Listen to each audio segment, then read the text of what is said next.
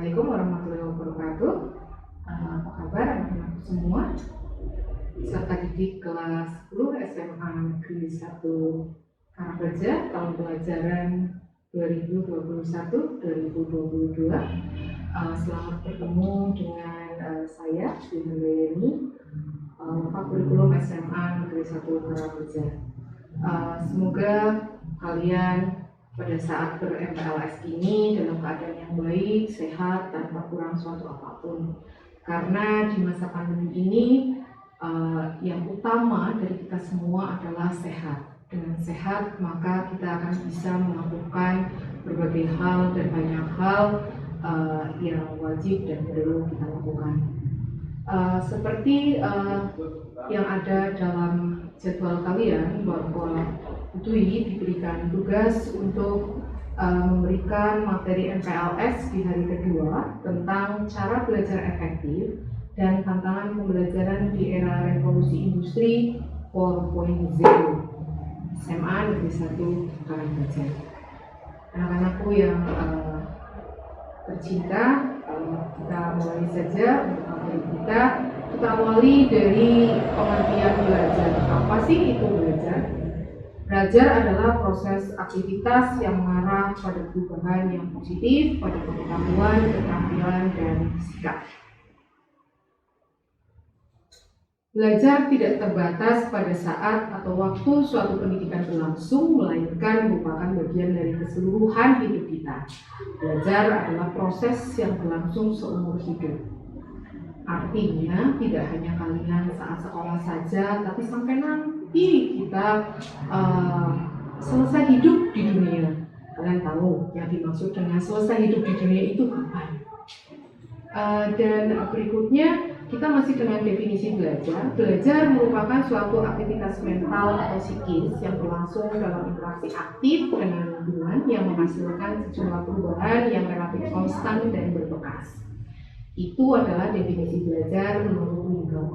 Dan berikutnya menurut Murni, belajar adalah kesempatan mengeksplorasi diri untuk menjadi lebih baik.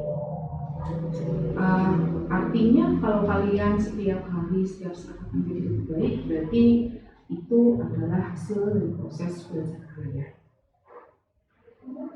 Dan menurut Cronbach bahwa belajar atau belajar efektif adalah proses belajar yang paling efektif, yaitu yang melalui pengalaman. Jadi bagaimana caranya kalian, kita semua dengan pengalaman-pengalaman kita belajar, maka nanti akan menghasilkan pembelajaran yang efektif. Semakin banyak pengalaman kita, maka belajar kita semakin efektif.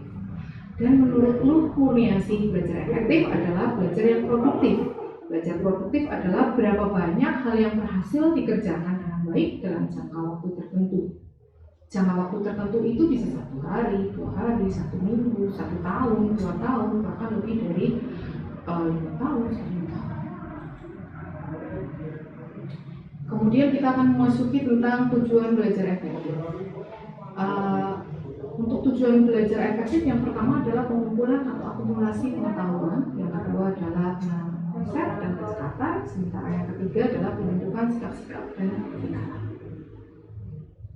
Fungsi belajar efektif adalah dapat membantu kalian sebagai siswa untuk meningkatkan kemampuan yang diharapkan sesuai dengan tujuan yang ingin dicapai. Karena masing-masing dari kita belajar pasti ingin mencapai sesuatu.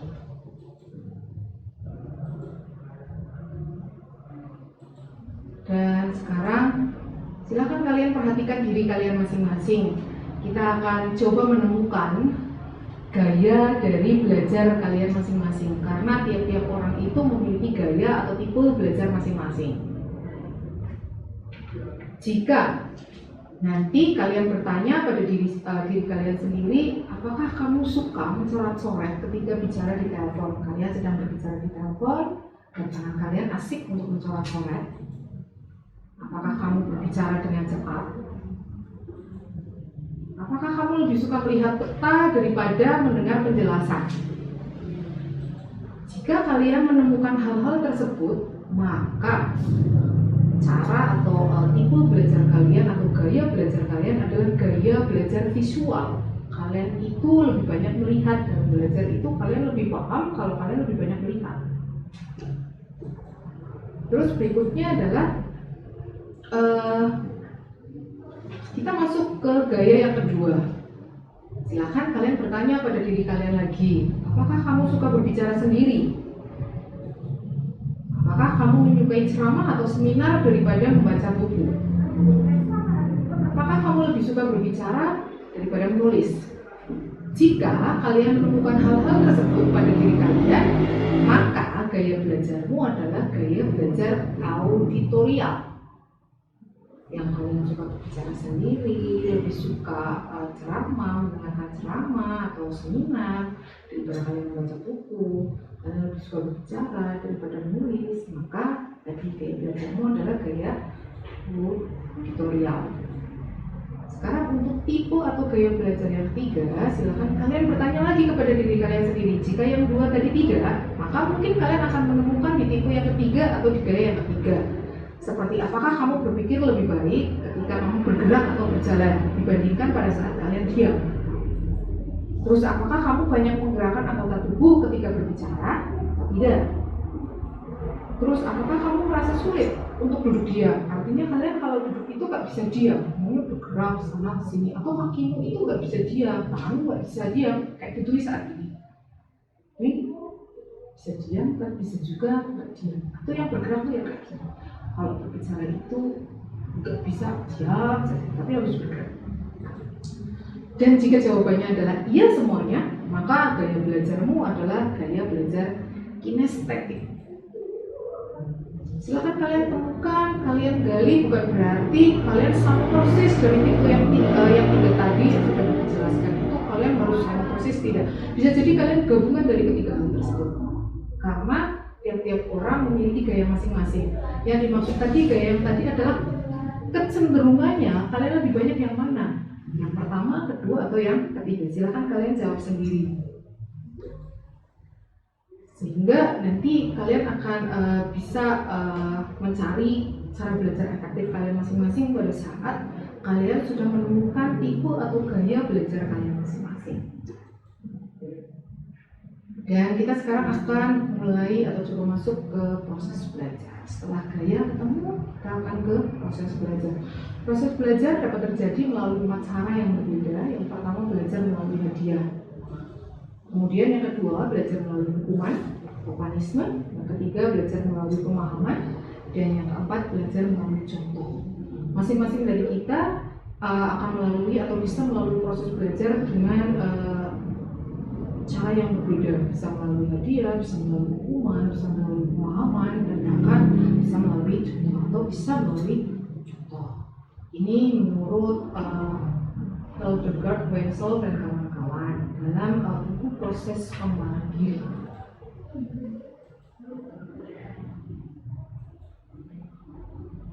Kemudian kita sekarang akan mulai untuk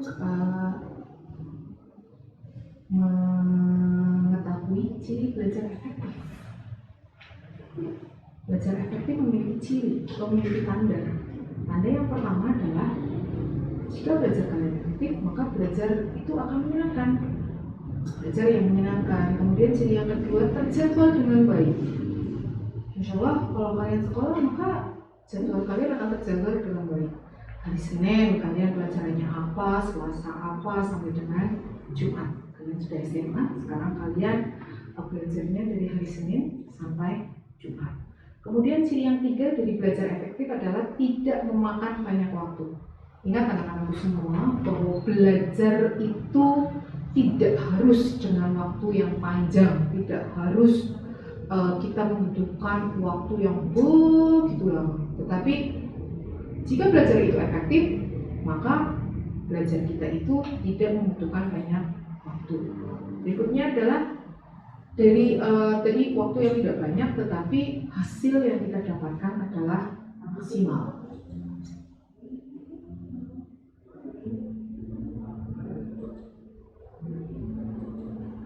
Jika kalian sudah menemukan keempat hal itu, maka belajar kalian itu bisa disebut sebagai belajar efektif. Agar kalian bisa belajar dengan efektif, ada beberapa tips yang mungkin bisa kalian terapkan nantinya. Yang pertama adalah berdoa, kemudian ketahui gaya belajar kalian seperti yang tadi sudah disampaikan ke kalian, yang ada 3 macam. Kemudian yang ketiga, rasakan kebutuhan untuk belajar. Belajar adalah kebutuhan.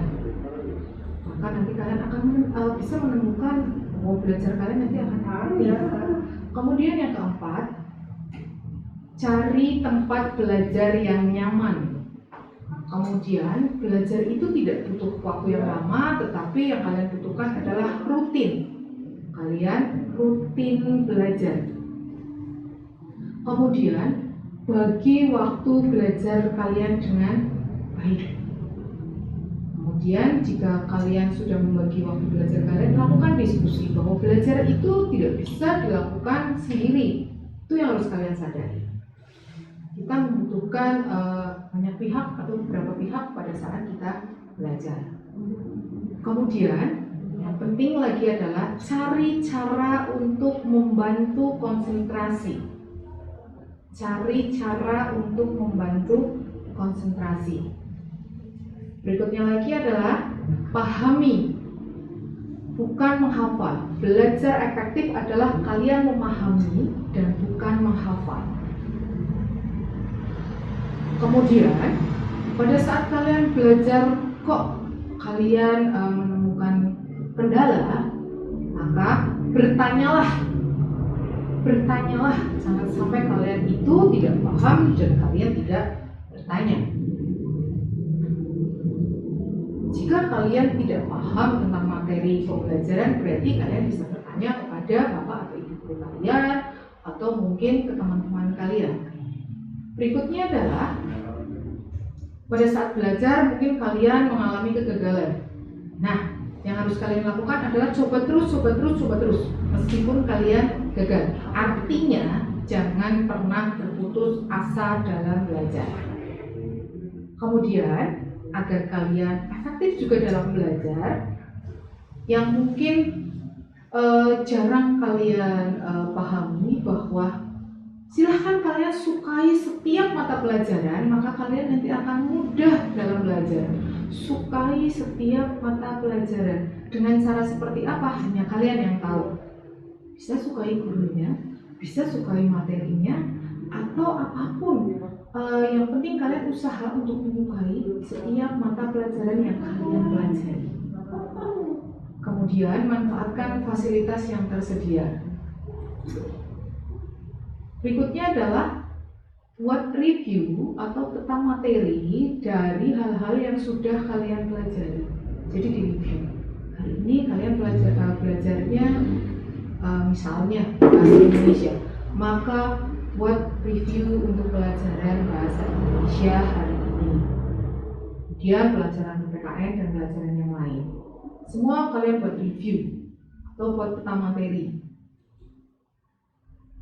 Berikutnya ada buat kesimpulan dari hal-hal yang sudah kalian pelajari atau buat kesimpulan dari hal-hal yang sudah diajarkan oleh siapa? Kalau pelajaran otomatis oleh bapak dan atau ibu guru kalian masing-masing. Silakan kalian buat kesimpulan. Berikutnya adalah, ini yang penting, yang biasanya suka lupa dilakukan oleh kalian semuanya. Apa itu? Setelah belajar, coba untuk melakukan latihan soal. Ini yang penting, latihan soal itu tidak hanya untuk dilihat, tapi untuk kalian taklukkan, kita pelajari. Dari mana cara mengerjakan latihan soal? Pasti dari hal-hal yang sudah kalian pelajari sebelumnya. Kalian coba dan selalu coba. Maka insya Allah jika hal-hal yang tadi sudah disampaikan kalian lakukan dengan sebaik-baiknya, insya Allah belajar kalian akan efektif. Dan yang perlu kalian hindari adalah silahkan kalian hindari sistem belajar SKS. Tahu ya anak-anakku sayang, sistem kebut semalam, hindari itu. Yang namanya belajar tidak ada. Yang namanya belajar dalam semalam, maka hasilnya akan maksimal, hasilnya akan efektif. Tidak sama sekali. Tidak ada itu. Silakan kalian buang jauh-jauh sistem kebut semalam. Tadi Itu adalah hal-hal yang bisa kalian lakukan dalam rangka kalian melakukan belajar yang efektif.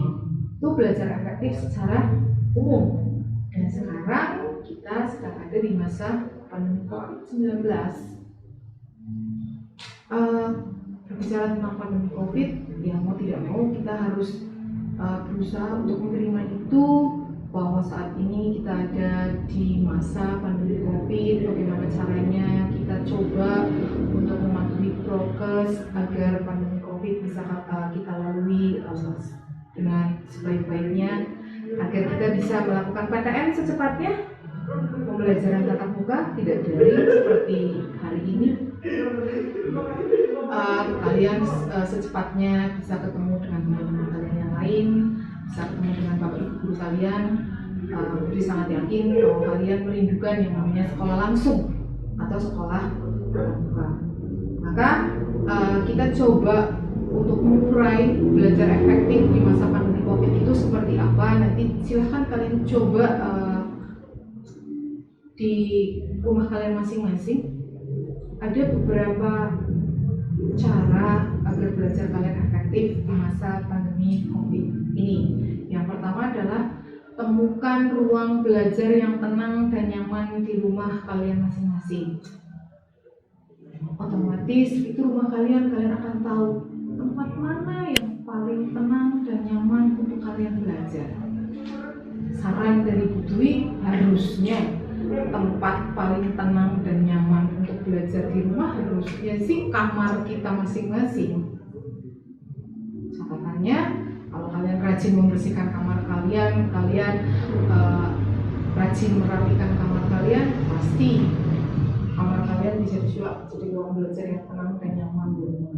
Tetapi tidak harus atau tidak selamanya harus di kamar kalian. Bisa kalian menemukan, mungkin kalian di rumah disediakan tempat belajar khusus oleh orang tua kalian, silakan kalian gunakan itu, gunakan fasilitas itu dengan sebaik-baiknya, sehingga kalian menemukan ketenangan dan kenyamanan ruangan belajar di rumah. Kemudian yang kedua, siapkan perlengkapan belajar dan letakkan di tempat yang terjangkau.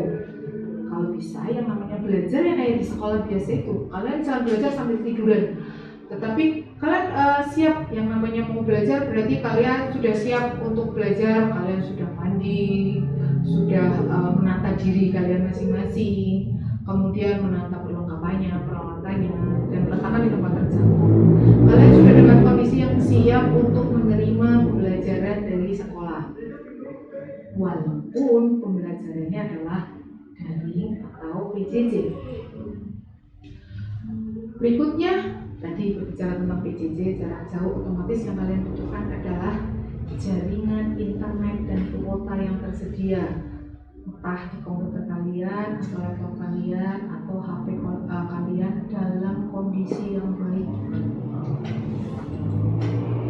Kalau misalnya kok kalian belajar di rumah, jaringan internet atau kuotanya tidak baik, labil, maka kalian bisa berpindah tempat. Tadi kembali lagi, cari tempat yang tenang dan nyaman.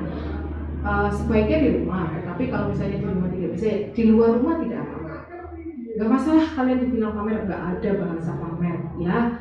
Salah satu dinamikanya belajar di masa pandemi COVID ya bisa di dalam rumah, bisa di luar rumah, karena kalian dan kami Bapak Ibu guru di sekolah tidak bisa saling ketemu. Jadi cari tempat di luar sekolah dan di lingkungan rumah ternyaman dan tertenang yang bisa kalian dapatkan. Kemudian perhatikan jadwal belajar dari sekolah dan coba membuat jadwal sendiri selain jadwal yang dari sekolah. Silahkan kalian boleh membuat jadwal sendiri. Misalnya pembelajaran, nanti kalian akan dibuatkan jadwal dari sekolah. Jadwal belajar itu di masa pandemi ini akan dimulai di jam 7.30 sampai dengan 12.15.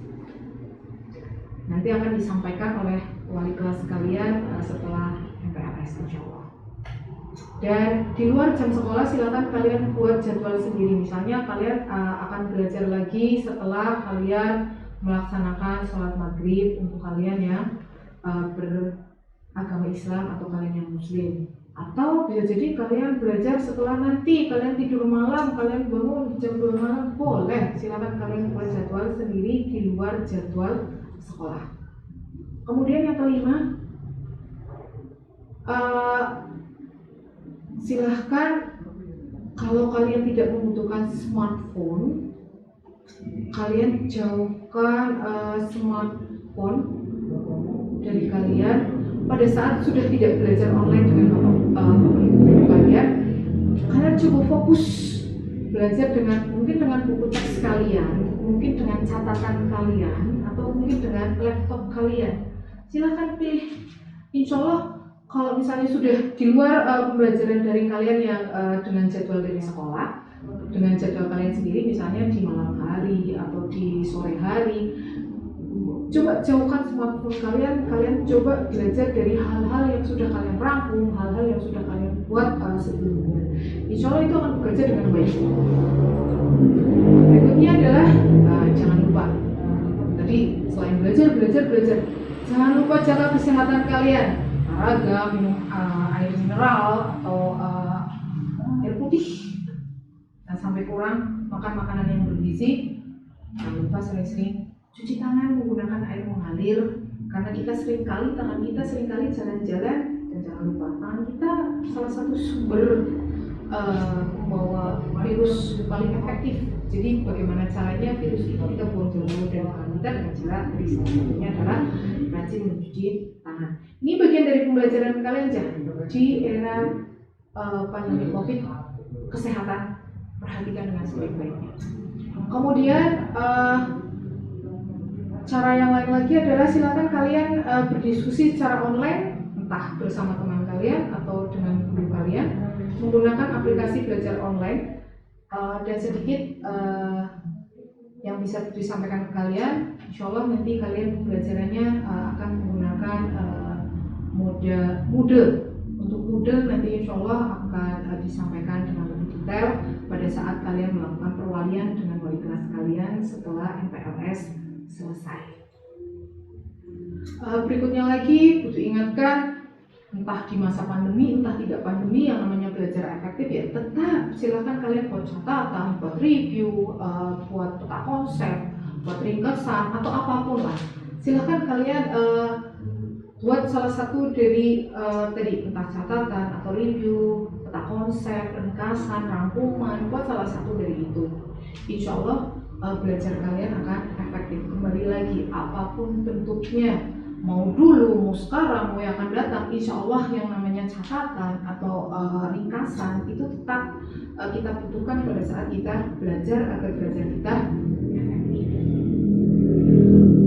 Demikian anak-anak semuanya, hal-hal tentang belajar efektif yang bisa disampaikan ke kalian untuk edisi MPLS tahun pelajaran 2021-2022.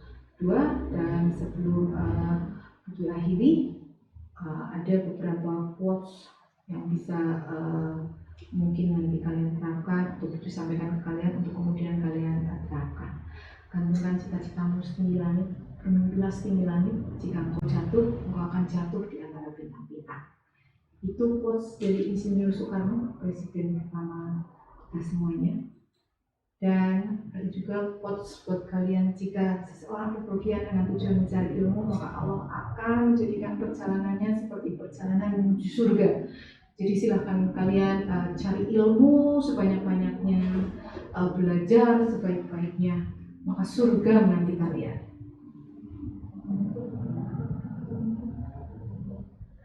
Dan jika kalian ingin mengubah dunia, mulailah dari pendidikan. Oke, itu tadi adalah tips cara gaya belajar yang efektif, kemudian cara belajar di era pandemi COVID yang dan quotes tadi, atau itu sedikit motivasi dari Bu Dwi bagaimana caranya nanti kalian tetap semangat belajar. Pokoknya gimana caranya kalian jangan sampai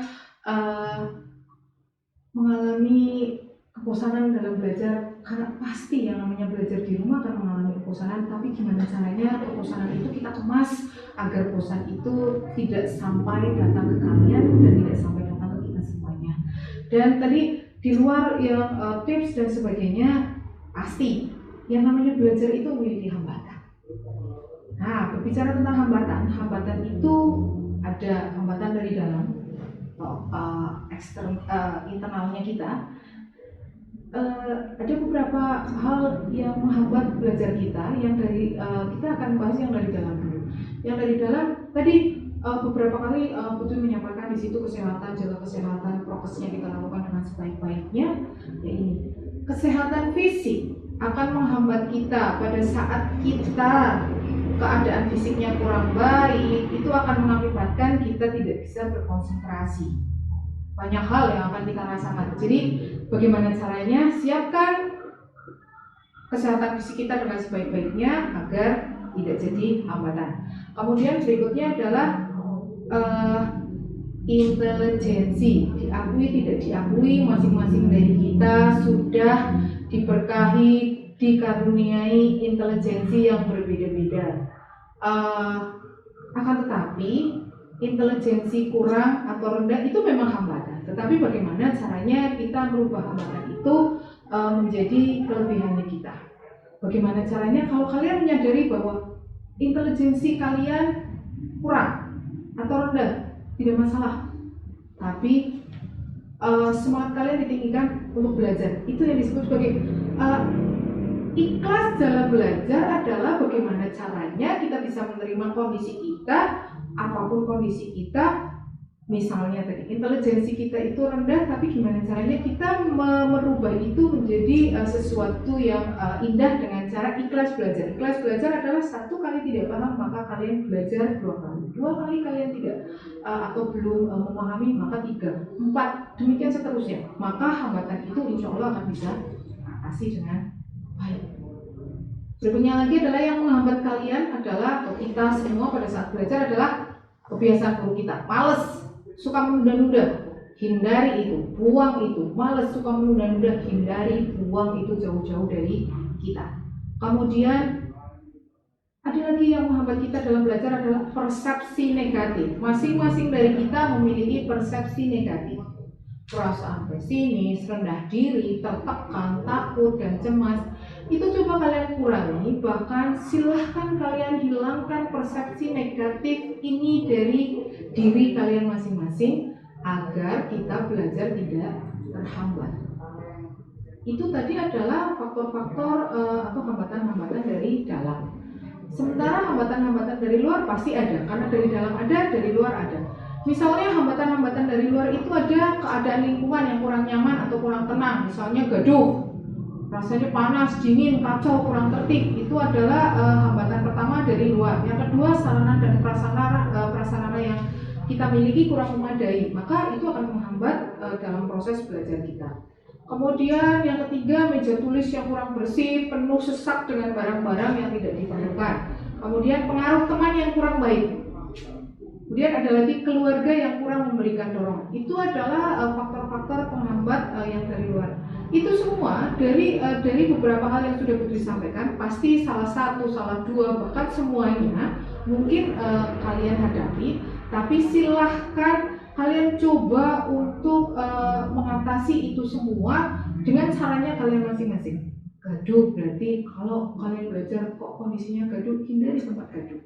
Kok panas, berarti cari tempat lain yang tidak panas. Kok dingin, gimana caranya kalian mengatasi dinginnya itu dengan bicara kalian masing-masing, caranya seperti apa. Kok meja tulis kalian berantakan, nah silakan kalian buang atau kalian letakkan hal-hal yang membuat meja kalian kurang bersih atau barang-barangnya terlalu banyak itu dari meja kalian, sehingga nanti kalian belajarnya akan bisa baik. Kalau tempat belajar kalian bersih, maka semangat belajar kalian akan muncul. Kemudian kenyamanan kalian dalam belajar juga pasti akan muncul. Pengaruh teman yang kurang baik. Kalian adalah makhluk sosial, otomatis kalian butuh berteman. Tapi ingat semuanya di antara kalian itu pasti ada pengaruh baik, pasti ada pengaruh buruk. Nah, kalian sendiri yang harus bisa menjaga, harus bisa mengurangi, harus bisa membuang pengaruh-pengaruh kurang baik dari teman-teman kalian. Caranya seperti apa? Ya minimal kalian agak jaga jarak atau jangan terlalu sering bergaul dengan teman kalian yang memiliki pengaruh kurang baik atau tidak baik. Bukan berarti kalian itu tidak berteman dengan mereka, berteman, tetapi kalau berasa itu sudah merusak, hindari atau kurangi kalian frekuensi bergaul dengan teman-teman kalian yang memiliki pengaruh kurang baik atau tidak baik. Kemudian keluarga yang kurang memberikan dorongan, jika itu kalian hadapi, maka kalian bisa kok cari motivasi itu, tidak harus dari keluarga, dari guru kalian, dari teman-teman kalian bisa. Artinya kalian jangan menikmati hal-hal yang membuat kalian jadi malas atau tidak bersemangat untuk belajar. Bisa cari semangat dari teman, bapak ibu kalian, atau tetangga kalian bisa. Pokoknya gimana caranya kalian mencari orang-orang yang bisa memotivasi kalian dengan sebaik-baiknya. Jadi tadi dari hal-hal yang disampaikan, dari penghambat belajar kalian, cara mengatasi hambatan belajar itu ya yang pertama yang dari faktor dari dalam, tadi jaga kesehatan jasmani kalian dengan sebaik-baiknya, tumbuhkan rasa percaya diri kalian, bangun motivasi diri kalian, dan belajar menjaga emosi dengan sebaik-baiknya.